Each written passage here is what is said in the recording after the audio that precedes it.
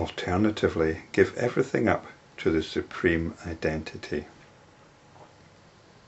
Previously I mentioned that there's only one yogic practice, and that's the practice of enlightenment. First you stumble across it, and then you repeatedly come back to it. And the previous two sutras have been about making this effort. So the emphasis has been on doing. But now what we can do is surrender. We can not do. Sometimes we struggle. We're not actually sure what to do. We might have lost sight of our reality. Alternatively then, we can just give up. Be open. Stop trying. Completely accept the situation. So what's this supreme identity? Well, this is my rendering of the term Ishvara, which is sometimes translated as Lord or even God, but that's completely unhelpful, especially for the Western mind. We are in a constant state of identification. We identify with notions of ourself. We identify with particular beliefs.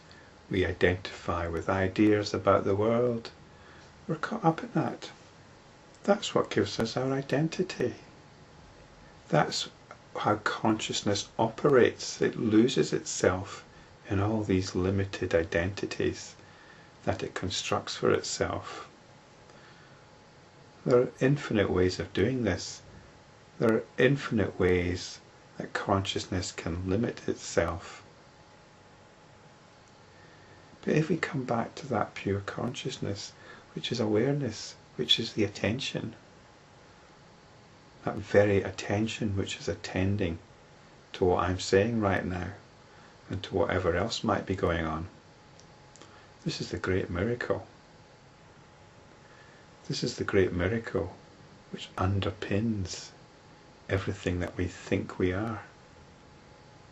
It's not only the supreme identity, it's the only identity, the only real identity.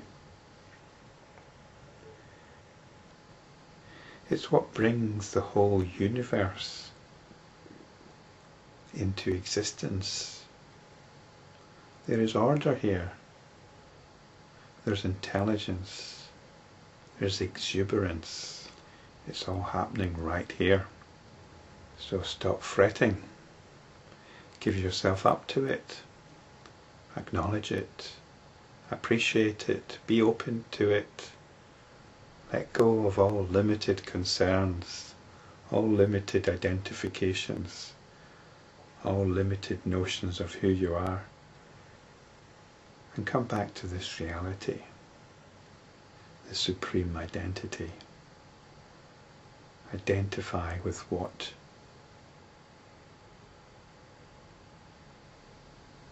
is your essence right here, right now. The supreme identity is the unconditioned self, untouched by the limitations of behavior patterns and their underlying motivations.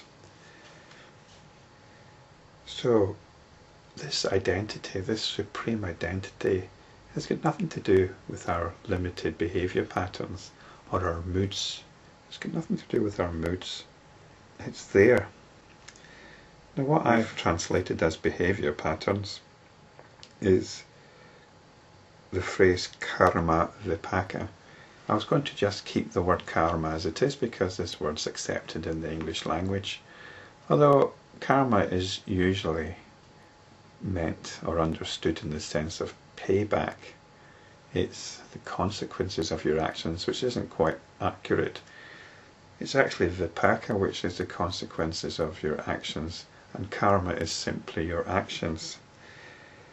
So I've translated this as behavior patterns because I feel that the phrase action and its consequences doesn't actually convey the cyclic nature of this. This is the basis of samsara, this cycle which has trapped us in.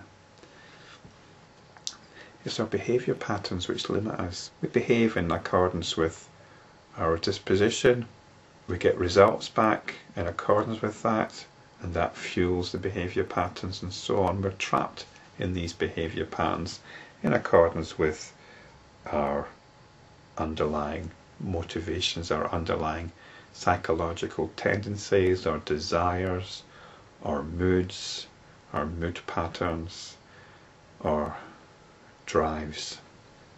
This is our conditioning, in other words. And the Supreme Self, the Supreme Identity, is unconditioned.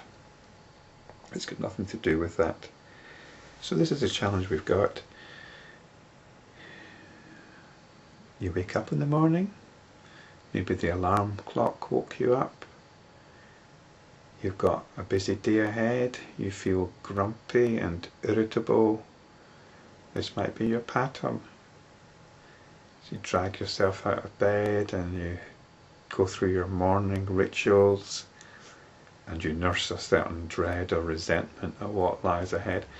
This is your behaviour pattern, a common enough example. And this is a good opportunity to practice. Where is the Supreme Identity? What are you identifying with here? You're identifying with this behaviour pattern. You're identifying with the mood, with the grumpiness or the irritability. It's a big challenge. But we can give it all up to the Supreme Identity. All we've got to do is stop fueling the moods, stop fueling it, and accept, be open to what is inevitable, and change what you can.